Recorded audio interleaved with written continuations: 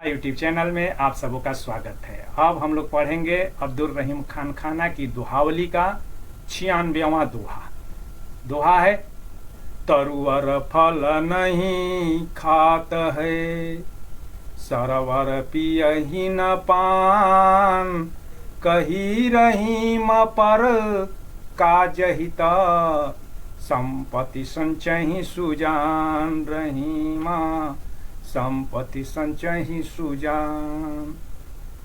तो प्रसंग संदर्भ ये अब्दुल रहीम खान खाना रचित कृतियों के संग्रह रहीम ग्रंथावली के दोहावली खंड से लिया गया है और रहीम ग्रंथावली का संकलन विद्यानिवास मिश्र ने किया है। और रहीम के बारे में तो रहीम अकबर के दरबार के नवरत्नों में से एक हैं। जितने ये सिद्धहस्त तलवारबाज हैं उतने ही ये कलमबाज भी हैं और उतने ही ये दानवीर भी हैं। इनकी दानशीलता की भी और इनके मित्रता की भी मिसाल दी जाती है।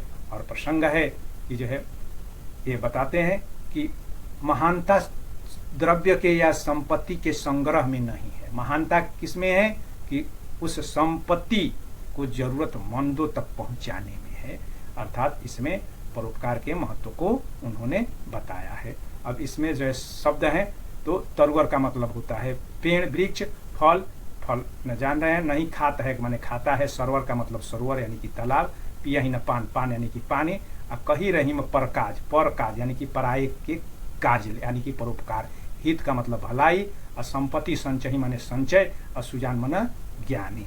तो सरल अर्थ और भावार्थ हुआ कि जिस प्रकार तरुवर फल नहीं खाते, जिस प्रकार पेड़ पर जो फल लगता है उस फल को पेड़ नहीं खाता है, वरन उस फल को दुनिया खाती है, लोग खाते हैं, पशु पक्षी खाते हैं।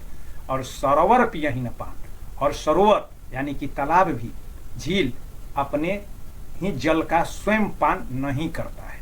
वैसे ही रहीम कवि कहते हैं कि जो सज्जन लोग होते हैं, जो संपत्ति उनके जो संपत्ति उनके पास संचित है या जिस संपत्ति का वे संचय करते हैं, वो संचय अपने उपभोग के लिए नहीं करते हैं, वरन परहित के लिए करते हैं, परोपकार के लिए करते हैं। उनकी संपत्ति उनके स्वयं के उपभोग के लिए नहीं होती है, वरन दूसरों की भलाई में वे अपनी संपत्ति का उपयोग करते हैं और संपत्ति का यही सही सदुपयोग है।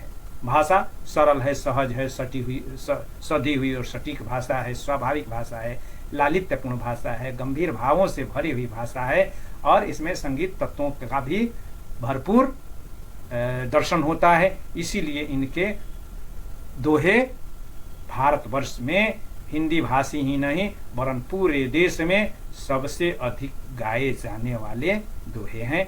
इनके दोहे क्या शिक्षित, क्या अशिक्षित, क्या नागरिक और क्या ग्रामीण धड़ल्ले से उदाहरण देने के तौर पर या किसी को उपदेश देने के निमित्त या किसी को सुझाव देने के निमित्त इनके दोहों का बड़े ही जो है स्वाभाविक रूप से उपयोग करते हैं। और यह इनकी विशेषता है।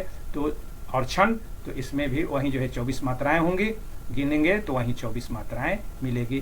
तरुवर 1 2 3 4 5 6 7 8 2 10 11 2 13 1 2 3 4 5 6 7 8 2 10 1 11 बराबर 13 जोड़ 11 बराबर 24 मात्राएं यहाँ भी हो गई।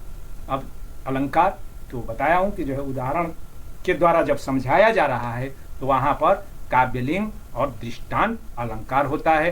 अंत में पान और सुजान, पान सुजान यानी कि अंतिम वर्णों की आवृत्ति हुई है, इसलिए इसमें अंत्यानुप्रास है। और यहाँ पर देख रहे हैं संपत्ति संचयी और सुजान में सौ की आवृत्ति हुई है, इसलिए 6 का अनुप्रास अलंकार है। अब तुलना के तौर पर इसको देख सकते हैं कि वृक्ष कबहू नहीं फल भखे, नदी न संचय नीर, अपरमार्थ के कारण साधु धरा शरीर, यह उन्हीं का लिखा हुआ दोहा है। दोनों का भाव तो एक ही मिल रहा है। और वैसे ही इन रहीम के जो परम मित्र हैं तुलसीदास, वे भी रामचरितमानस में लिखते हैं, तुलसी पंछिन के पिए घटे न सरिता नीर, दान दिए धन ना घटे, जो सहाय रघुवीर।